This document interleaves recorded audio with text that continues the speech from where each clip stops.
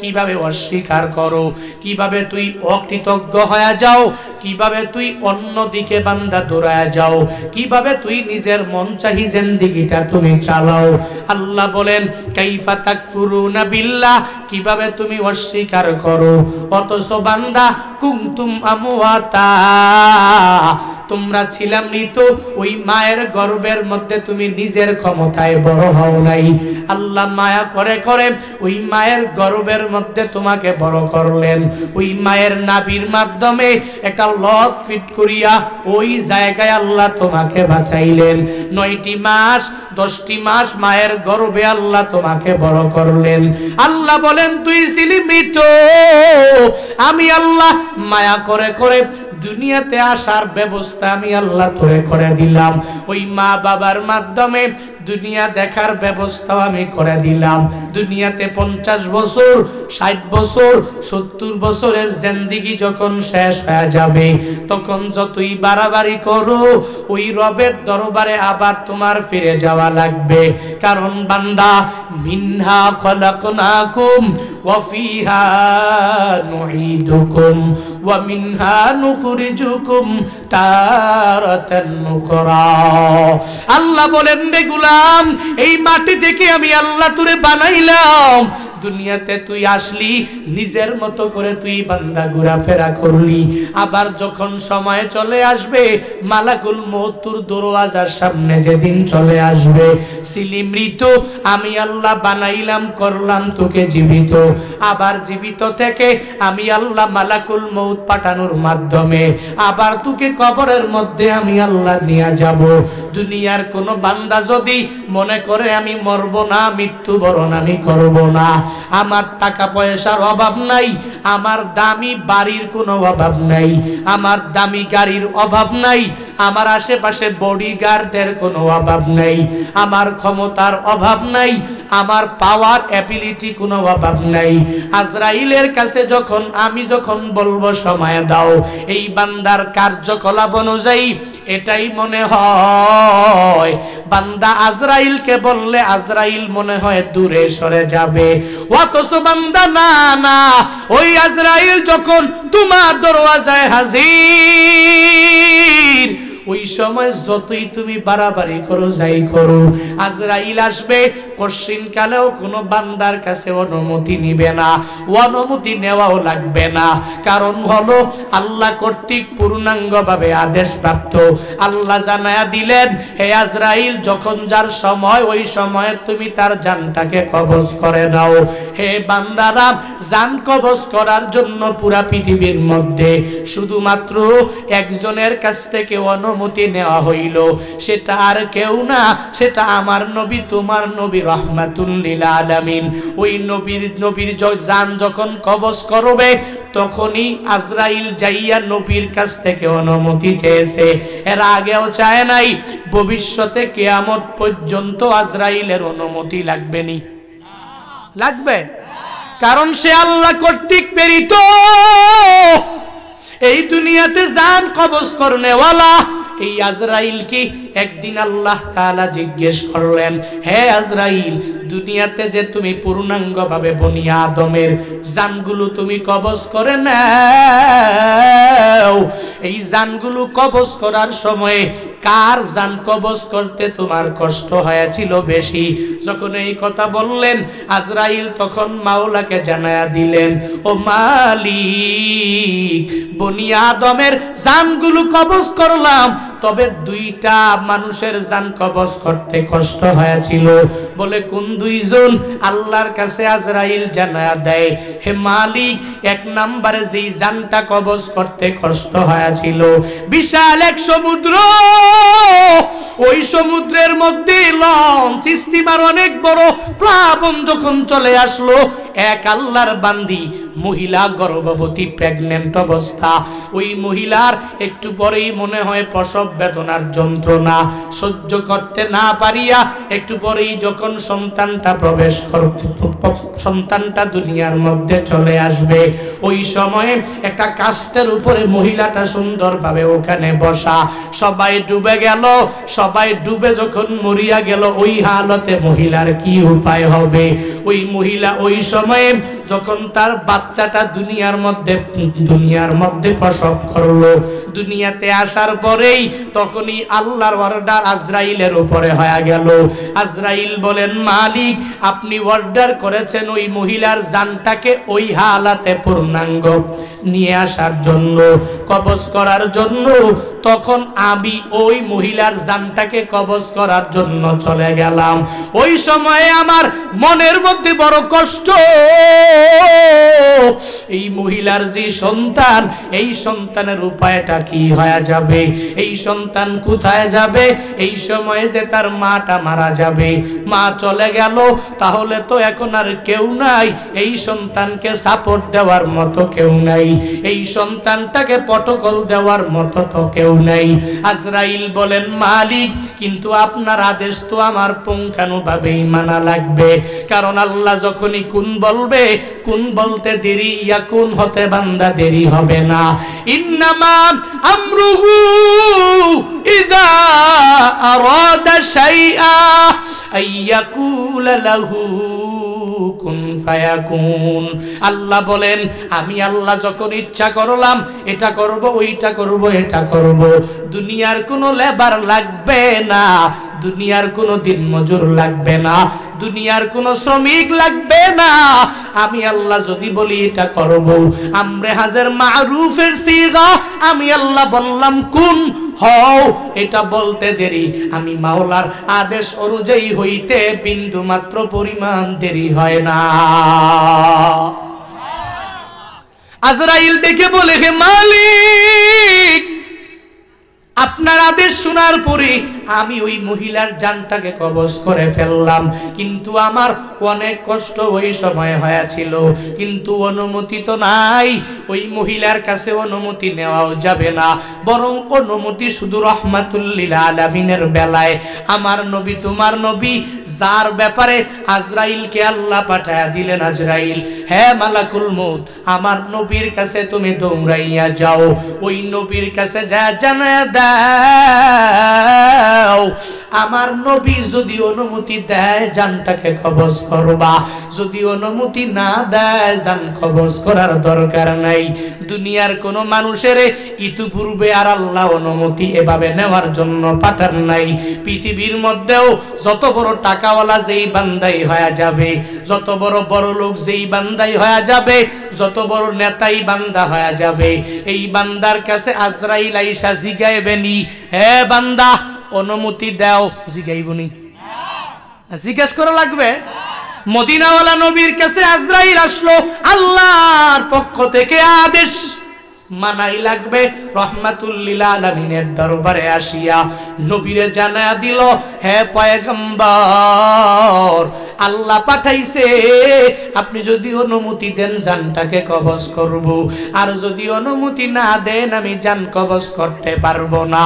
মদিনাওয়ালা নবী বলেন, আমার জানটা যদি তুমি আজরাইল কবজ করতে চাও, তাহলে কবজ করতে হলে আমার একটা মনের বড় আশা আছে, এই আশা পূরণ করা লাগবে। আমার রবের কাছে একটা কথা বলা আমার বাকি আছে, ওটা আমার বলাই লাগবে। নবী আমার বলে, হে আজরাইল আইনা আখি জিবরাইল, আমার ভাই জিবরাইল কই, ওই জিবরাইলকে তুমি আমার কাছে খবর দাও। তখনই বলে উঠলো আজরাইল বলে, নবী আমার জিবরাইল ফিসসামাইল উলা, সে প্রথম আসমানের মধ্যে, আমি এখন আসি আপনার সামনে। নবীকে বললেন, যখন এই কথা বললেন নবী বললেন, আজরাইল যাও যাও দৌড়ায় যাও, জিবরাইলকে আমার দরবারে এনে তুমি হাজির করে দাও। জিবরাইলকে খবর দিয়ে আনা হলো, রহমাতুল লিল আলামিনের দরবারে জিবরাইল বসা।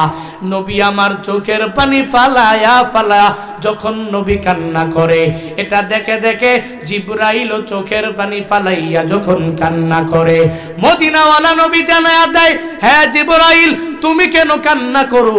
বুঝলাম না। জিবরাইল ডেকে বলে নবী আপনি কেন কান্না করেন এটাও বুঝলাম না। কারণ মাওলার দরবারে আল্লাহ তো আপনার অনেক প্রিয়, ওই প্রিয় মানুষের সাথে আপনার সাক্ষাৎ হয়ে যাবে, তাহলে তো কান্নার কোনো প্রশ্নই হয় না, কান্না করতে পারেন না, বরং আল্লাহর দিদারে আল্লাহর মুলাকাতে আপনি চলে যাবেন। আপনার কান্না দেখে আমি অনেক বড় বিস্মিত হয়ে গেলাম। নবী আমার বলে জিবরাইল আমার কান্নার দিকে তাকানোর তোমার প্রয়োজন নাই, আগে তুমি আমায় বলো তুমি কেন চোখের পানি ফালাইয়া কান্না করো। জিবরাইলকে এই কথা বলার পর জিবরাইল ডেকে বলে নবী আমার আল্লাহ আমাকে প্রেরণ করেছেন কেন জানেননি? এই দুনিয়াতে যত নবী আর রাসূল, এই সব নবী রাসূলদের কাছে আমি জিবরাইল আসতাম, তবে এমন কোন নবী নাই যেই নবীর কাছে আমি আসি নাই। কোন নবীর কাছে 10 বার, কোন নবীর কাছে 20 বার, কোন নবীর কাছে 100 বার, কোন নবীর কাছে 200 বার, কোন নবীর কাছে আমি 300 বার চলে আসলাম। কিন্তু হে নবী আমার, আল্লাহ আপনার কাছে আমাকে 10 বার 20 বার পাঠান নাই, আল্লাহ আপনার কাছে 100 বার 200 1000 বার পাঠান নাই, আল্লাহ আপনার কাছে 5000 10,000 বছর পাঠান নাই, বরং আল্লাহ আপনার কাছে ওহী নিয়া আমি জিবরাইলকে পাঠাইছে 24,000 বার। আমি আপনার কাছে এসেছি 24,000 বার। হে নবী এখন যখন আল্লাহ আপনাকে উঠাইয়া নিয়ে যাবে, যখন আপনার মরণ বরণ হবে, আমি জিবরাইল তো আর আপনার কাছে আসতে পারবো না, ওহি নিয়ে আসতেও পারবো না। এজন্য ওই মায়ার মধ্যে পড়িয়া চোখের পানি ফালাইয়া আমি কান্দি নবী আমার। নবীকে এই কথা বললেন। এবার জিবরাইল বলে হে পয়গম্বর আপনি কেন চোখের পানি ফালাইয়া কাঁদেন? বুঝলাম না, নবী জানাইয়া দেন। নবী আমার বলে হে জিবরাইল আমার রবের কাছে যাও, ওই রবের কাছে গিয়া জানাইয়া দাও আমাকে যখন নিয়ে যাবে আমার গুনাহগার উম্মতেরা ওই উম্মতের দায়িত্বটাকে নিয়ে নিবে। আমি নবী চলে যাব, এই উম্মত আমি নবীর না দেখিয়াও আমি নবীর জন্য কত বড় পাগল পারা হয়ে যাবে।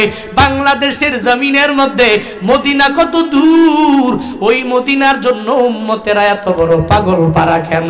কারণ নবীকে দেখে নাই, সাহাবায়ে কেরামও পায় নাই, তাবিঈনদের কেউ পায় নাই, তাবিঈনদের কেউ পায় নাই। এজন্য তারা চোখের পানি ফালাইয়া কান্না করে। ওই নবীর জন্য আমার উম্মতেরা এত বড় পাগল পারা হয়ে যাবে। আমি নবী চলে যাব, তবে আল্লাহর কাছে যাও, ওই আল্লাহর কাছে গিয়া জানা দাও আমি নবী এতদিন পর্যন্ত আমার উম্মতের উপরে দায়িত্ববান হইয়া দায়িত্ব নিয়েছিলাম। আমার মৃত্যুবরণের পরে আল্লাহ কি আমার উম্মতের ব্যাপারে দায়িত্ব নিবে কিনা? যতক্ষণ পর্যন্ত এই প্রশ্নের উত্তর আমি না পাবো ততক্ষণ পর্যন্ত আজরাইলকে অনুমতি দেওয়া হবে না। জিবরাইল আল্লাহর কাছে চলে গেলেন। আল্লাহর কাছে এই কথা যখন উপস্থাপন করলেন, আল্লাহ তখন বলে হ্যাঁ জিবরাইল যাও যাও আমার নবীর কাছে তুমি চলে যাও। ওই নবীর গিয়ে জানিয়ে দাও যেই নবী উম্মতের জন্য এত পাগল পারা, যেই নবী ওই উম্মতের জন্য এতদিন পর্যন্ত যেই নবী এদের উপরে দায়িত্ব নিয়ে রাখলেন, যেই নবী উম্মতের উপরে এতদিন পর্যন্ত দায়িত্ব, ওই নবীর কাছে গিয়া জানা দাও নবীর মৃত্যুবরণের পরে আমি স্বয়ং আল্লাহ নবীর উম্মতের দায়িত্ব নিজেই নিয়ে নিলাম। জিবরাইল আইসা নবীকে বললেন, নবী বললেন আজরাইল এখন আর কোনো অসুবিধা নাই, একটা কথা জিজ্ঞেস করার জন্যই তোমাকে এতক্ষণ ঘুরাইলাম। তখনই পূর্ণাঙ্গ ভাবে আজরাইলকে আদেশ দিয়ে দিলেন, হে আজরাইল অনুমতি দেওয়া হলো, তুমি আমার রূহটাকে কবজ করে নিয়ে যাও। হে বান্দারা, মদিনাওয়ালা নবীর রূহটাকে যখন কবজ করার জন্য আজরাইল আমার নবীর বুকের মধ্যে যখন হাতটা রাখলেন, মদিনাওয়ালা নবী বলেন, হে আজরাইল, তুমি আমার বুকের মধ্যে যে হাতটা রাখলা, আমার মনে হয় পুরা আসমান জমিন সব আমার বুকের মধ্যে তুমি উঠায়া দিলা। যখন এই কথা বলে আজরাইলকে নবী আমার জানায়া দেয়, রে আজরাইল, যত কষ্ট তুমি আমারে দাও, আমার গুনাহগার উম্মতের এই কষ্ট তুমি দিও না, কারণ এই আমার উম্মতেরা এই চাপ সহ্য করতে পারবে না। এই উম্মতেরা আমি নবীর জন্য অনেক বড় পাগল পারা, এদেরকে কষ্ট দিও না। আজরাইল বলে, নবী না না, কষ্ট দেওয়া হবে না। আপনার যে উম্মতেরা দুনিয়াতে আসার পর আপনাকে মেনে মেনে মেনে দুনিয়াতে যারা চলবে, আপনার সুন্নত অনুযায়ী যারা নিজের জিন্দেগিটা গঠন করবে, দুনিয়াতে আসিয়া যারা নামাজ রোজা নেক আমল করে সময়টা কাটাবে, তাদের মৃত্যু কেমন হবে জানেননি? বলে একটা ছোট্ট বাচ্চা মায়ের কুলের মধ্যে দুধ খাইতে যাইয়া তখন যেরকম কোনো কষ্ট হয় না, যেই বান্দা দুনিয়াতে মুমিনে কামেল হয়ে যাবে, তার মৃত্যুটাও ঠিক একই পরিমাণ ওই বাচ্চার দুধ পান করার মতোই হবে। হে নবী, তবে যারা আপনারে মানবে না, আপনার সুন্নতের উপরে যারা পূর্ণাঙ্গ আমল করতে পারবে না, হে নবী আমার, যারা দুনিয়াতে আসার পরে রবের আদেশগুলো মানতে পারবে না, যারা দুনিয়াতে আসার পর রবের নিষেধ অনুযায়ী নিজেকে বিরত রাখতে পারবে না, ওই রবের কোরআন অনুযায়ী, নবী আপনার হাদিস অনুযায়ী চলতে পারবে না, এদের কত কষ্ট হবে জানেননি? বলে একটা খাসি জবাই না করিয়া যদি উল্টা ভাবে যদি সিলা হয়, যদি চামড়াটাকে আলাদা করা হয়, ওই খাসির কষ্ট কি কম হবে নাকি বেশি হবে? বলে দুনিয়াতে যেই বান্দা বেনামাজি, দুনিয়াতে যেই বান্দা নেক আমল করে নাই, দুনিয়াতে যেই বান্দা নবীর সুন্নতের উপরে আমল করে নাই, দুনিয়াতে যেই বান্দা আমলি জিন্দেগি গঠন করতে পারে নাই, ওই বান্দার বেলায়ও একই পরিমাণ এমনই হয়ে যাবে, তাদের কষ্টটাও এরকম হয়ে যাবে। এরে বান্দা, কোন কথা থেকে আসছে জানো? আল্লাহ দুনিয়াতে পাঠাইলেন, এই দুনিয়া থেকে তোমার আমার চলে যাওয়া লাগবে, আবার ওখান থেকে আল্লাহ হাসরের ময়দানে উঠাবে। কারো কাছ থেকে আজরাইল এক সেকেন্ডের জন্য অনুমতি নিবে না। এরে বান্দা, যখনই নির্ধারিত টাইম বান্দা চলে আসবে, আল্লাহ যে আজরাইলরে জিগাইলেন, হে আজরাইল জানা দাও, বনি আদমের যখন জান কবজ তুমি করতে গেলা, কষ্ট হয়েছে কয়বার? বলে 2 জনের কষ্ট হয়েছে।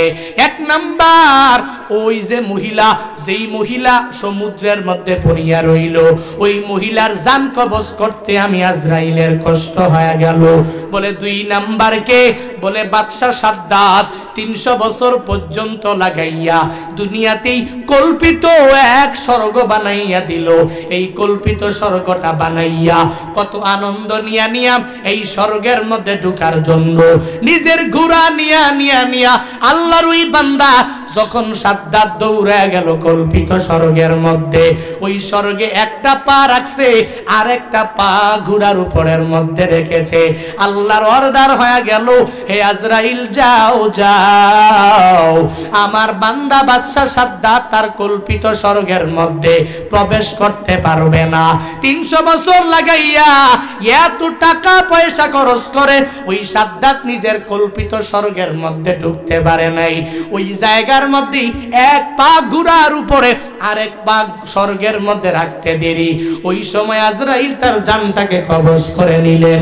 আল্লাহকে বলেন, হে মালিক, আমি যে ওই সময় জানটা কবজ করলাম, আমার মনটা অনেক ব্যথিত হয়ে গিয়েছিল, আমি অনেক কষ্টের মধ্যে পড়ে গিয়েছিলাম।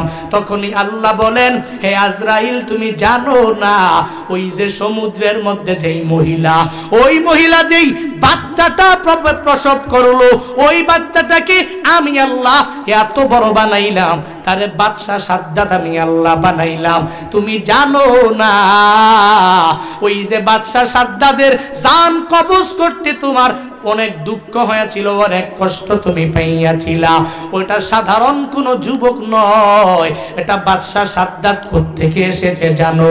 ওই যে সমুদ্রের মধ্যে ওই মহিলা প্রসব করেছে যে সন্তান, ওই সন্তানটাই হলো ওই জামানার বাদশা সাদ্দাত। কি বুঝাইতে চাইলাম? আজরাইল অনুমতি নেবে নাকি? আচ্ছা বলবেনি তোমার 1 ঘন্টা সময় দিলাম, বলবে নাকি? হ্যাঁ বলবেনি? দাঁড়াও, 1 দিন সময় দিলাম, 1 দিনে সবকিছু করো। 2 দিন দিলাম করো, 3 দিন দিলাম করো। সময় দিবে? পাওয়া যাবে? বলেন পাওয়া যাবে না, চলে যাওয়া লাগবে।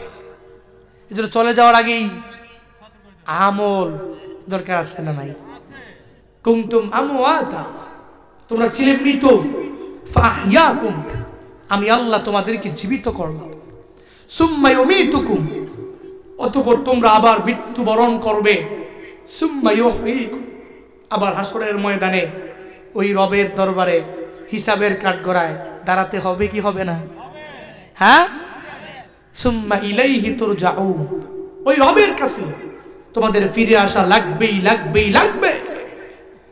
যতই যা করো ওই রবের দরবারে তোমার ফিরে আসাই লাগবে, যা করো। কারণ হলো দুনিয়াতে দেখবেন ঘুড়িওয়ালা ঘুড়ি উঠায় দিল আসমানে, ঘুড়ি উঠতেছে, এবার তার শখ ঘুড়ি উড়াবে, তার হবি সে ঘুড়ি উড়াবে, উড়াচ্ছে সারাদিন উড়ানোর পরে বিকেল বেলা তার শখটা পূরণ হয়ে গেল, এখন আর ঘুড়ি উপরে দরকার নাই। আস্তে আস্তে নিজে একটা লাঠি নিয়ে আস্তে আস্তে আস্তে আস্তে ঘুরে ঘুরে ঘুরে ঘুরে ওই ঘুড়িটাকে নিচে নামায়, দেখবেন 5 ফুট 6 ফুট 7 ফুট উপরে আসার পরেই তখন ঘুড়িটা একদিক থেকে আরেক দিকে যায়, একদিক থেকে আরেক দিকে যায়, বুঝাইতে চায় আমি আসমানে স্বাধীন, তোমার হাতে আমি স্বাধীন, আমি ওখানে মুক্ত, আমি ওখানে স্বাধীন। যতই চেষ্টা করে ঘাটটা এদিক সেদিক করে, ডানে যায় বামে যায়, কিন্তু মালিকের দরবারে মালিকের হাতে সে ধরা খায় কি খায় না? খাবে কি খাবে না? নিজের মতো করে চলতে পারবে?